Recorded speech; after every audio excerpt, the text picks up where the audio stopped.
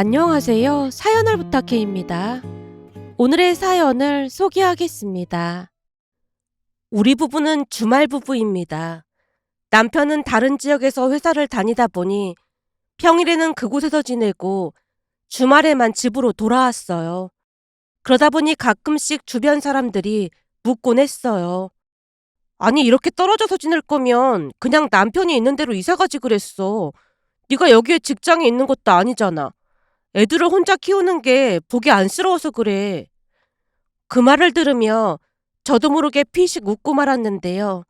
그저 자포자기한 목소리로 조용히 입을 뗐어요.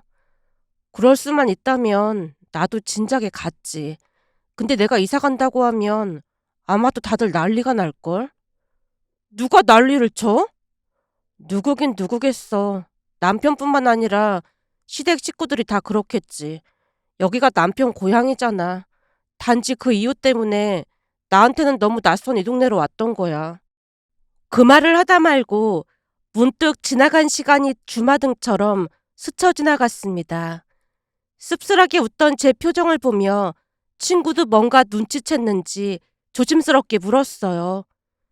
설마 결혼하고 여기 내려올 거란 얘기를 남편이 처음부터 안 했던 거야? 그때 알았으면 결혼 다시 생각해 봤을지도 몰라. 친구가 한숨을 쉬며 고개를 저었고 그날 처음으로 제 속마음을 꺼내놓았어요. 사실 저는 서울에서 나고 자랐습니다. 그러다가 대학을 졸업하자마자 입사한 회사에서 남편을 만났어요. 남편은 저와 같은 회사, 같은 부서에서 일하던 사람이었습니다. 신입사원 시절 모든 것이 낯선 회사 생활에서 남편은 제게 많은 도움을 줬어요. 제가 뭘 물어봐도 화 한 번 낸 적 없이 친절하게 하나하나 알려주곤 했으니까요.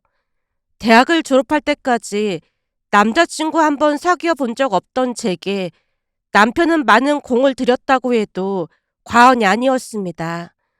그저 순진하기만 했던 저는 그런 남편에게 점점 마음을 주게 되었고요.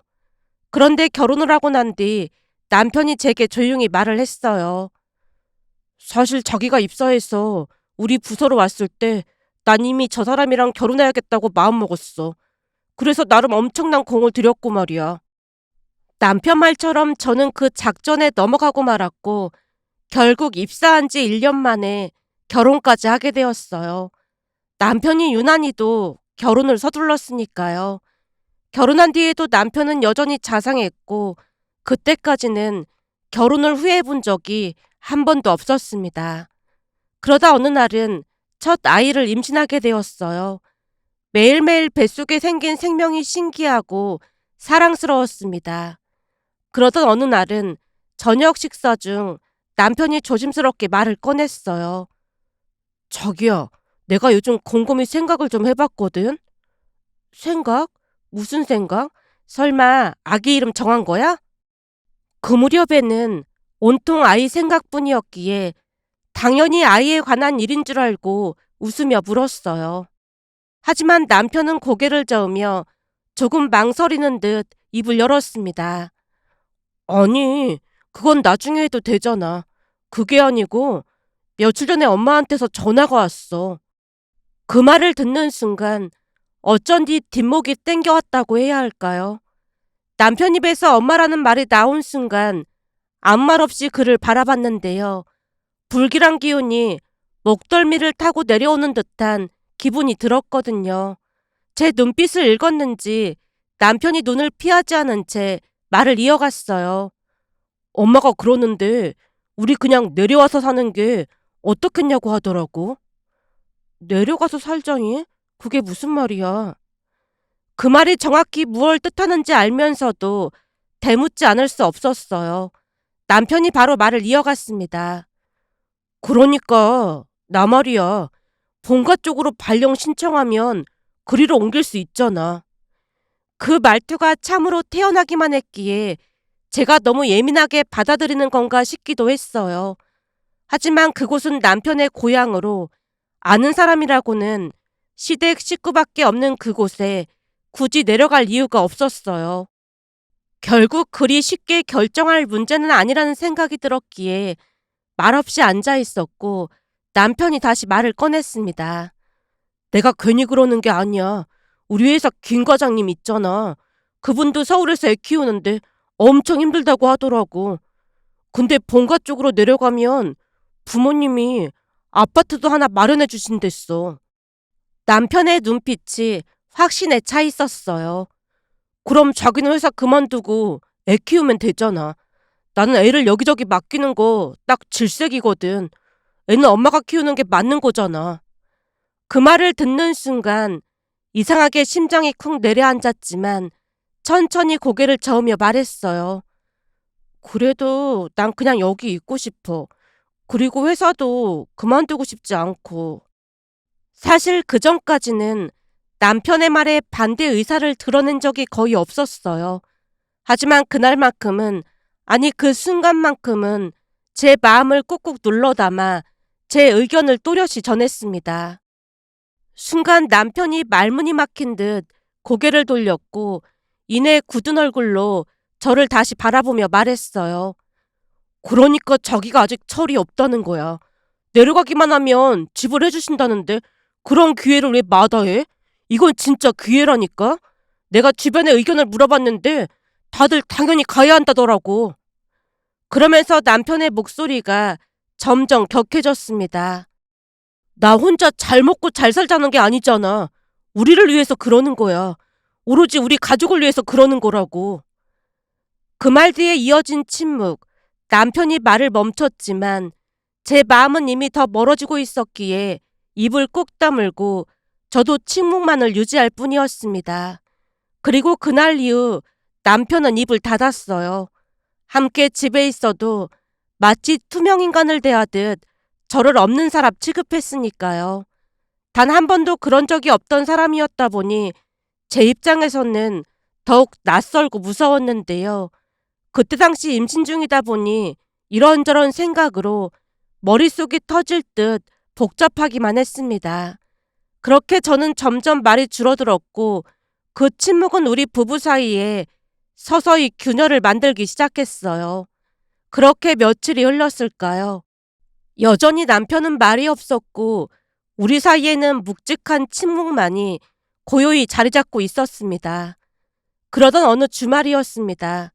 남편이 별다른 말도 없이 슬리퍼를 질질 끌고 현관을 나섰는데 몇 시간 후 덜컥 문이 열렸어요. 반사적으로 고개를 들었더니 현관문 앞에 선 세 사람의 모습이 눈에 들어왔습니다. 남편, 그리고 시어머님, 그 옆에는 시누이까지 나란히 서 있는 게 아니겠어요. 그 모습에 얼떨결에 자리에서 일어나 급히 인사부터 드렸습니다. 어머님, 형님 오셨어요. 시어머님이 반가운 얼굴로 웃으며 말을 꺼냈어요. 잘 지냈니? 몸은 어때? 처대라 특히나 조심해야 한다. 아, 네, 몸은 괜찮습니다. 겉으로는 최대한 차분하게 대답했지만 마음속은 복잡했습니다. 갑작스럽게 말도 없이 찾아오신 게 처음이었거든요. 그 사이 시어머님과 시누이는 바로 주방으로 향했고 가지고 온 가방을 풀더니 여기저기서 반찬통이 쏟아져 나왔어요. 그리고는 바로 밥상을 차리기 시작했고요. 저도 얼른 뒤따라 주방으로 들어갔지만 시어머님이 손사래를 쳤어요. 아니야, 넌 홀몸도 아닌데 쉬고 있으렴. 맞아, 올케. 임신하면 진짜 힘든데 올케는 쉬고 있어. 우리가 올케 좋아하는 반찬으로 준비해왔으니까 얼른 밥상 차릴게. 시어머님과 시누이가 주방을 분주하게 오가며 음식들을 접시에 담아서 하나둘 식탁 위에 올려놓기 시작했어요. 자리로 돌아와 식탁을 내려다보니 정말 제가 좋아하는 반찬들로 한 상 가득 차려져 있었어요. 잠시 멍하니 바라보고 있자 시어머님이 제 눈치를 살피더니 조용히 말했습니다. 우리 집 애들은 다들 오이를 안 좋아하는데 그때 보니까 오이 수박이 잘 먹길래 새벽부터 만들어 왔어. 그리고 이 갈비찜도 아주 잘 됐으니까 얼른 앉아서 먹자. 아, 네, 감사합니다. 고개를 숙여 인사를 드렸지만 속이 마냥 편하지만은 않았습니다. 분명 정성껏 준비해 주신 건 고마운 일이었지만 말 한마디 없이 들이닥치듯 찾아오신 상황이었고 무엇보다도 남편과 말다툼을 한 상태였기에 그 방문이 결코 반갑게만 느껴지지 않았으니까요. 마치 무언의 압박 같기도 했기에 그날의 식탁은 평소보다 더 낯설고 어색하게 느껴졌습니다.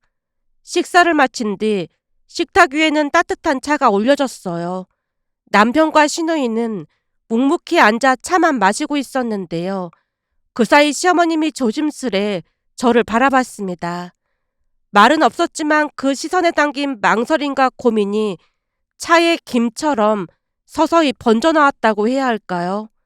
그러다 이내 시어머님이 짧게 헛기침을 했어요.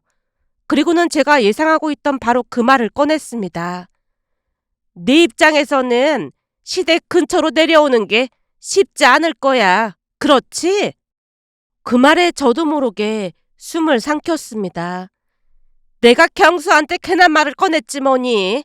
내 입장에서는 니들이 잘 되길 바래서 한 말인데 그게 분란을 일으킬 줄 정말 몰랐어. 미안해서 이렇게 찾아온 거야. 그 말에 제가 얼떨결에 대답했는데요. 아닙니다, 어머님. 말을 하며 급히 손사래를 쳤는데 시어머님이 말을 이어갔습니다.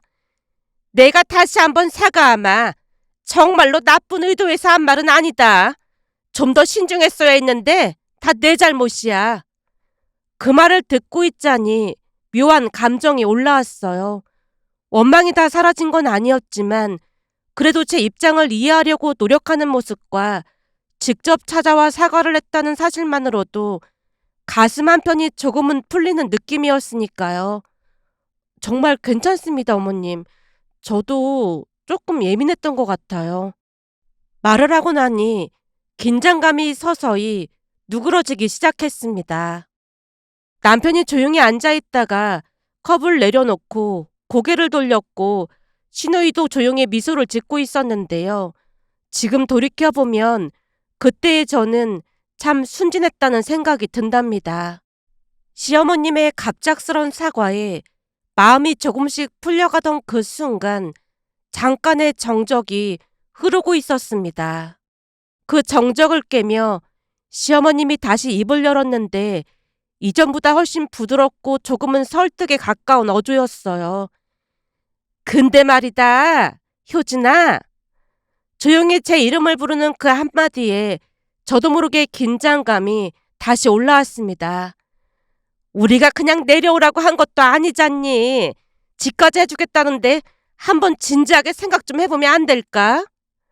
제가 대답 대신 찻잔만 만지작거렸더니 시어머님이 계속 말을 이어갔어요. 출산하고 나면 우리가 손주도 다 봐줄 테니까 너도 다시 일자리 구해서 다녀도 되잖니. 넌 하고 싶은 일 마음껏 하면서 살아. 난 말이다. 집에서 살림만 하는 거 결사반대야. 그러니까 내려와서 출산하고 애 키우다가 다시 일자리 한번 찾아보자는 거야. 애는 우리가 다 책임질 테니까 부담은 갖지 말고 한번 잘 생각해 보렴. 그 말을 듣는 순간 마음 한켠에 약간의 동요가 일었는데요. 곧 이어진 말은 예상 밖이었습니다. 내가 괜히 이런 말 꺼내는 게 아니라 얼마 전 내 친구가 교통사고로 갑자기 세상을 떠났거든. 그 친구 떠나보내면서 5만 가지 생각이 스쳐 지나가지 뭐니. 당장 내일을 알 수 없는 게 인생인데 앞으로 남은 생을 조금 더 알차고 행복하게 보내고 싶다는 생각이 들었어.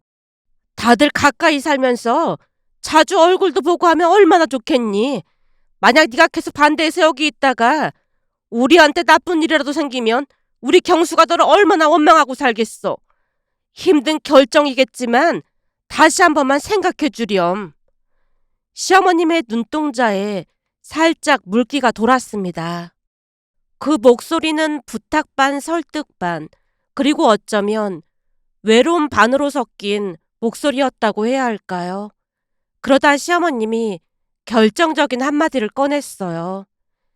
내가 말이다. 내려오기만 하면 우리 딸보다 더 잘해줄 거다. 무조건 네 편이 되어줄 테니까 시집살이니 뭐니 그런 걱정은 전혀 안 해도 돼. 그 말이 끝나자 마치 약속이라도 한 듯 남편과 시누이가 고개를 끄덕였습니다. 그렇게 결국 그들의 끈질긴 설득에 못 이겨 남편의 고향인 시댁 근처로 내려왔습니다. 물론 처음에는 다들 다정했어요. 시어머님도 시누이도 남편도 모두가 잘해주려 애쓰는 듯해 보였고 그들의 온기를 믿기로 했어요. 하지만 믿음은 오래가지 않았습니다. 둘째를 출산하고 아이를 어린이집에 보낼 시점이 되자 시어머님이 마치 준비해둔 듯 말을 꺼냈어요. 효진아, 이제 나도 제사 지낼 만큼 친했으니까 앞으로 네가 가져가도록 해라. 1년에 4번뿐이잖니. 할 수 있지? 우리가 집도 해줬는데 그 정도는 해야 하는 게 맞는 거지. 네 시아버지는 제사를 없애라고 난리인데 갑작스레 제사 없애면 큰 화를 당할 수도 있거든. 남편이 옆에서 당연하다는 듯 고개를 끄덕였는데요. 속으로는 1억도 되지 않는 오래된 아파트로 생색을 낸다는 생각만 들 뿐이었어요. 하지만 그때쯤 이미 오랜 시간 이어진 조용한 세뇌에 무너진 상태였기에 아무 말도 못하고 고개를 숙일 수밖에 없었습니다. 그게 시작이었다고 해야 할까요? 시댁 식구들과 마찰이 자주 생기자 남편은 마치 도망치듯 발령이 났다며 다른 지역으로 떠났고 저만 그들이 만들어 놓은 울타리에 홀로 남아 아이 둘을 키우며 모든 시댁 행사에 참석해야만 했습니다. 주말마다 집에 오던 남편은 늘 피곤하다며 잠만 잤고 제삿날에도 늦게 와서 형식적인 절만 하고 다시 짐을 싸들고 떠나기 일쑤였습니다. 명절에는 더 과간도 아니었어요.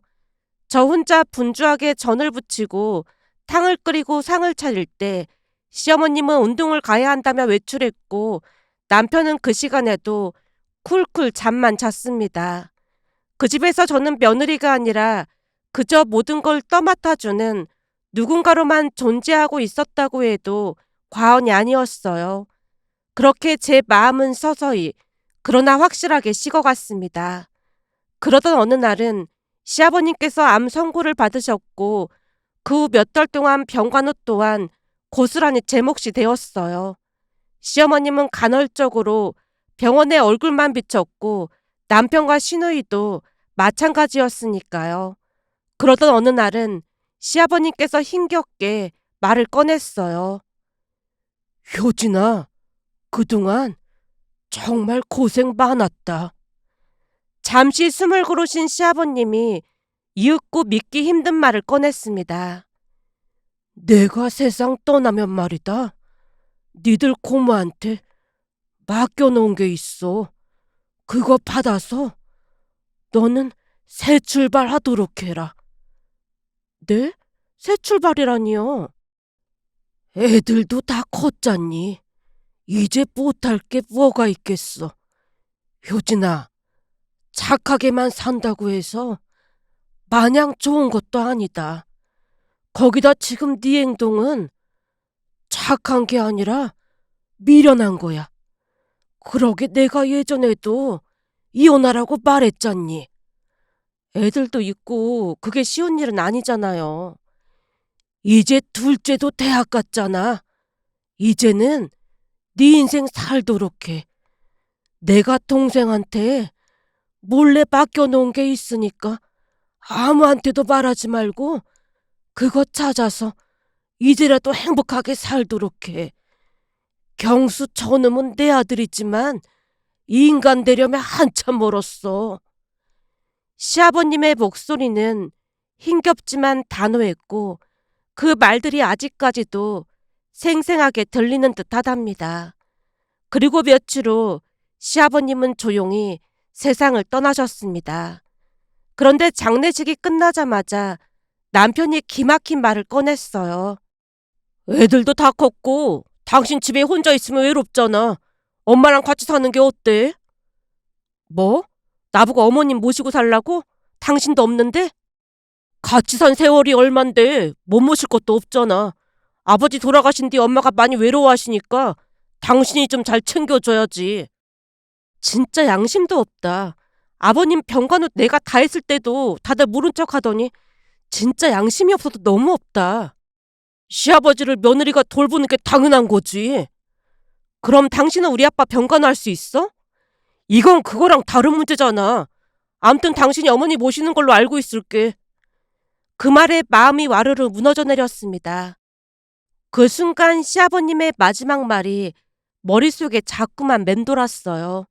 그런데 며칠 후 집에 고모님이 찾아오셨습니다. 이거 오빠가 남긴 거니까 잘 챙겨둬. 전에 오빠가 부모님이 남겨주신 땅을 팔았거든. 그때 올케 언니 몰래 팔아서 어디 투자하다가 사기당했다고 해서 난리 난 적이 있었잖니? 아, 네. 그때 어머님이 충격으로 입원까지 하셨잖아요. 사실 그때 사기당한 거 아니야. 몰래 돈을 빼돌렸던 거지. 네? 돈을 빼돌리다니요? 오빠가 말은 안 했지만 효진이 네 생각 참 많이 했다. 나중에 너 준다고 몰래 빼돌려놨어. 현금을 들고 와서 나한테 맡겼으니까 다들 알 턱이 있나. 암튼 이 돈이면 방 하나 정도는 얻을 수 있을 거야. 거기다 이것도 다 준비해놨더라고. 고모님이 두툼한 봉투를 건넸고 그 안에는 휴대폰 한 대와 낡은 노트가 들어있었습니다. 이건 뭔데요? 떨리는 손으로 노트를 펼친 순간 저도 모르게 울음이 터져 나왔어요. 그건 시아버님의 일기였습니다. 날짜, 시간, 상황, 그리고 그동안 제가 겪었던 모든 가스라이팅과 갑질이 꼼꼼히 기록되어 있었어요. 심지어 휴대폰 안에는 녹음 파일과 영상까지 있었는데요. 그동안 시어머님이 제게 막말했던 것과 그들이 저를 종이라 부르며 비웃고 있는 영상까지 있었습니다. 아버님이 이걸 다 준비하셨다고요? 제가 울먹이며 묻자 고모님이 조용히 고개를 끄덕였어요. 이미 오래전부터 준비했어. 너한테 항상 미안해했다. 이젠 애들도 다 컸으니까 꿈을 대지 말고 이혼하라고 꼭 전해달라고 했어. 이렇게 해야 이혼 소송할 때 조금이라도 더 받을 수 있다고 말이야. 바보같이 당하고만 있지 말고 악착같이 받아낼 수 있는 건 다 받아내라고 했어. 정신 바짝 차려. 그리고 이건 오빠가 알아봐둔 변호사 명함이다. 이미 여러 차례 상담도 했던 모양이니까 찾아가서 도움받도록 해.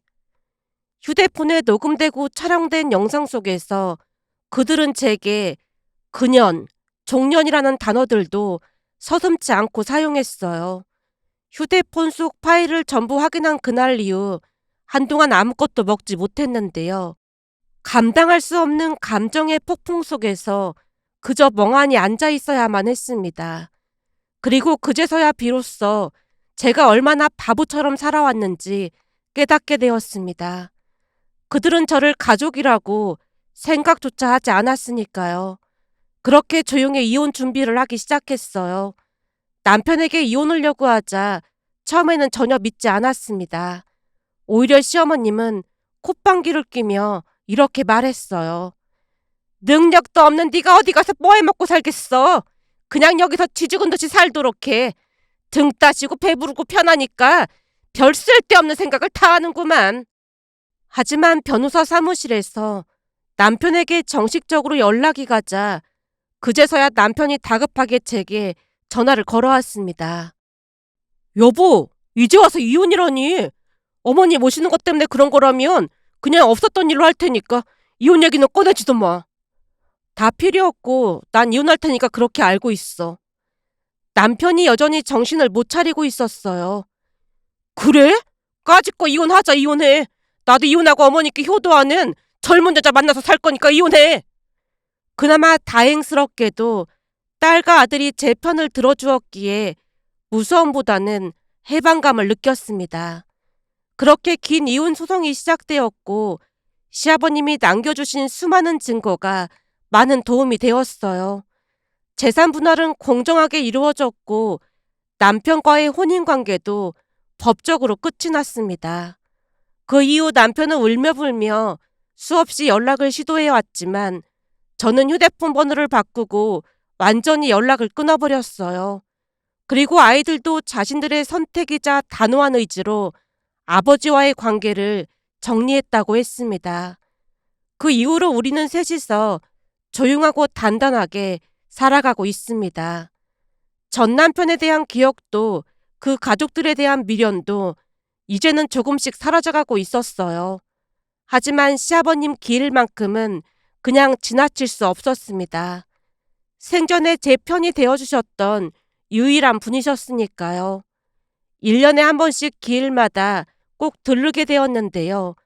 며칠 전에도 시아버님이 좋아하시던 음식과 국화꽃 한 다발을 들고 조용히 낙골당을 찾았습니다. 그런데 생각지도 못하게 그곳에서 고모님을 마주했습니다. 고모님! 고모님도 저를 발견하시고는 입가에 미소를 머금은 채 다가왔어요. 고모님, 제가 그동안 계속 연락드렸는데 왜 전화를 안 받으셨어요? 고모님이 잠시 고개를 숙였다가 조용히 입을 열었어요. 이제 남남인데 괜히 얽혀서 좋을 거 없잖니. 그동안 너한테 아픈 기억만 남았을 테니 그거 다 잊으라고 일부러 전화 안 받았어.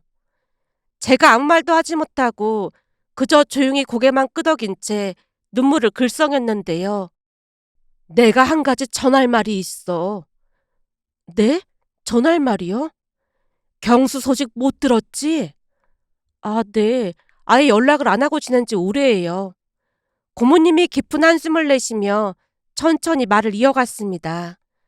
얼마 전에 올케 언니가 눈이 퉁퉁 부은 얼굴로 날 찾아왔어. 글쎄 그새 경수가 새 장가를 갖다지 뭐니? 아, 그래요? 잘 됐네요. 근데 말이다. 그 새 며느리가 보통 내기가 아닌가 봐. 시댁에 가서 자꾸만 돈을 가져오라고 난리를 친다지 뭐니. 그 일로 경수가 술에 잔뜩 취해서 올케 언니 집에 찾아가 돈을 달라고 행패를 부렸던 모양이야.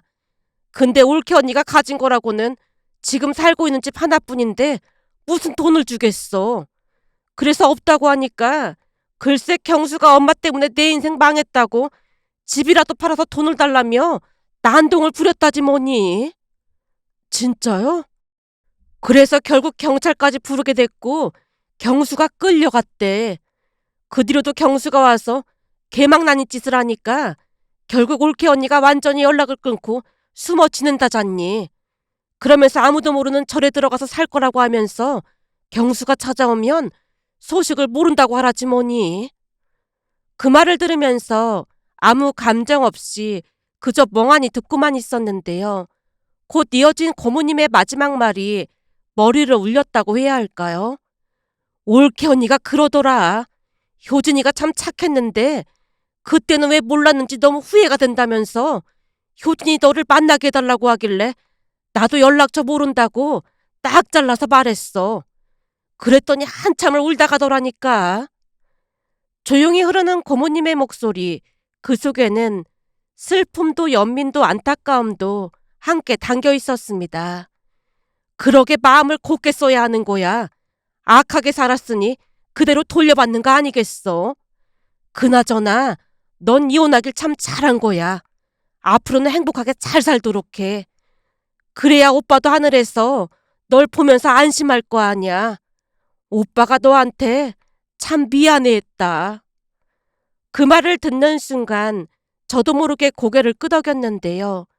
비록 긴 시간 동안 상처받고 희생하며 살아왔지만 100세 인생이라는 말도 있듯이 뒤늦게라도 저를 위한 삶을 시작할 수 있어 다행이라 느꼈습니다. 그리고 마지막으로 딸처럼 저를 아껴주셨던 시아버님께 가슴 깊이 감사한 마음이 들었습니다. 시아버님이 아니었다면 저는 지금도 여전히 그 어리석고 외로운 길 위에서 묻지도 따지지도 못한 채 그저 참고만 살고 있었을지도 모른답니다. 시댁 가족들 중 유일하게 제 손을 잡아준 시아버님, 그 따뜻했던 진심이 저를 일으켰고 제 인생을 다시 시작할 용기를 주셨으니까요. 시아버님의 따뜻한 마음을 깊이 간직하고 이제는 저를 위한 삶을 살아보려고 합니다. 오늘의 사연은 여기까지였습니다. 즐겁게 보셨다면 구독, 좋아요 부탁드립니다. 고맙습니다.